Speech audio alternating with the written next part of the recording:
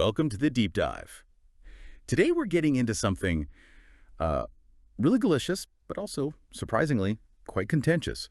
We're looking at the true origins of French fries and mayonnaise. You probably think you know the story, right? But, well, we've dug into some fascinating sources. We're going to peel back the layers and serve up some genuinely unexpected history. Yeah, it's a great topic. It shows how something seemingly so simple, so everyday can have this really rich, debated past.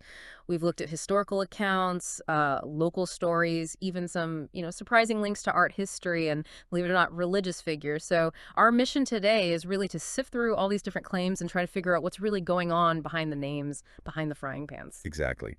And the source we've pulled together for you, they range from serious historical texts looking at the food's roots, right through to some very specific, maybe even slightly wild theories from art historians. Get ready for some real aha moments, I think. Okay, so let's start with the fry itself, the French fry. What's the most common story? Where do most people think it began? Well, the prevailing theory, the one you hear most often, it points straight to Belgium.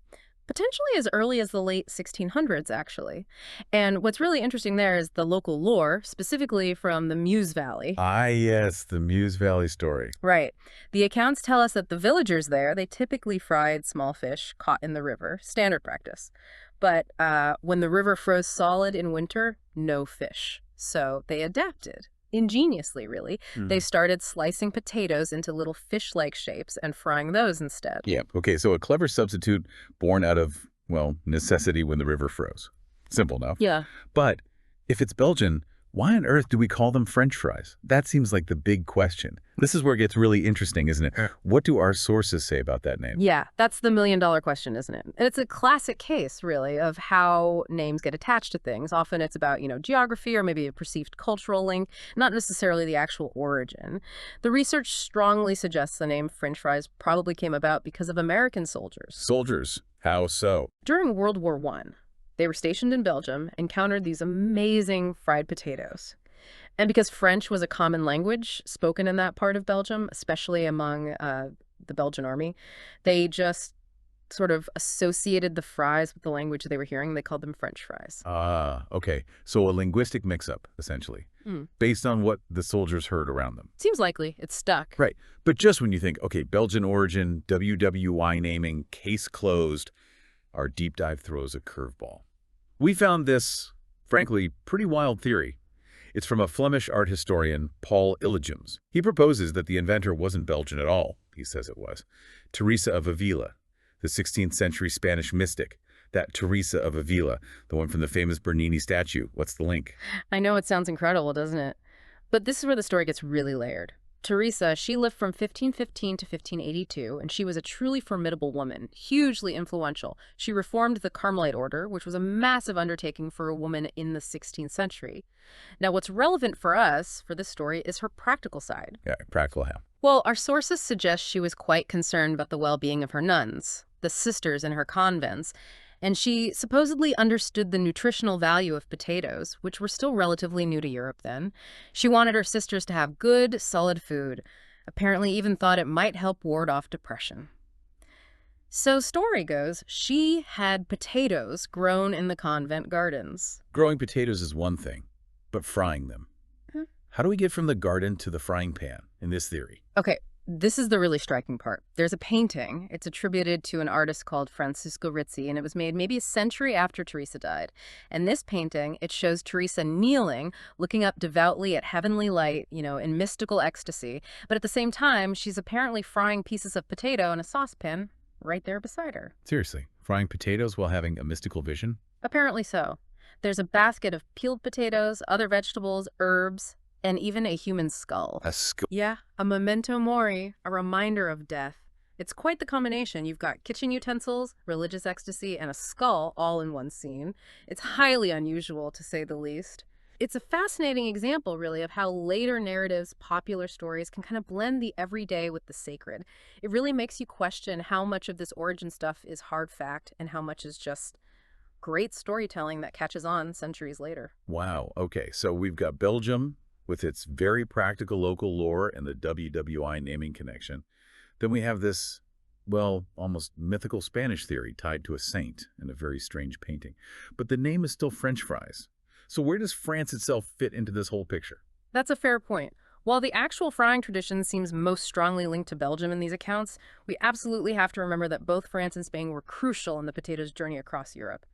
Long before fries became, a global phenomenon, these countries played big roles in popularizing the potato itself as a food source. Right.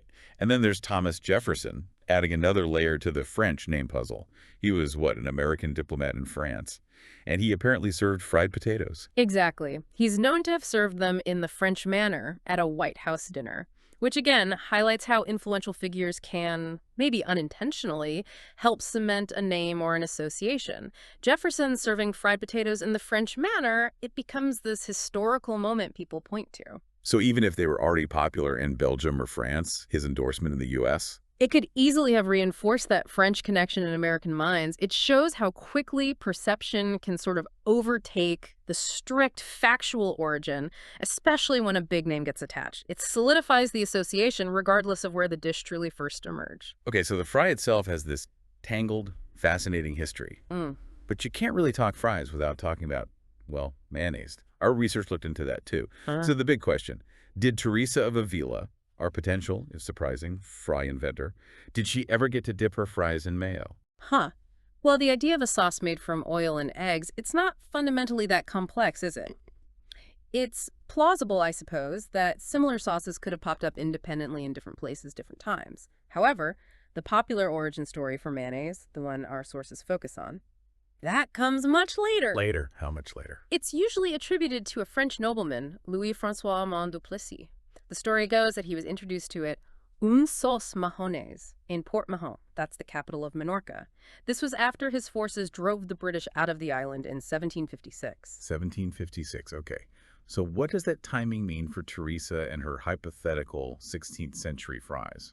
Well, unfortunately for the mystic, if that 1756 story holds water, it puts the origin of mayonnaise as we know it about 2 centuries after her time. So no, it's highly, highly improbable she ever experienced that particular pleasure fries and mayo together. Though it is a fun little footnote, our sources did mention that someone, somewhere, actually erected a statue for the inventor of French fries. A statue for the fry inventor. That's brilliant. Yeah, just a little nod to how seriously people take this stuff and the sort of humorous legacy of this simple food that everyone argues about. So it's quite a journey, isn't it? From Belgian rivers freezing over to Spanish convent gardens, maybe? Then through World War I trenches and onto White House dinner tables. The story of the French fry and mayonnaise is clearly way richer and much more surprising than just ordering takeaway.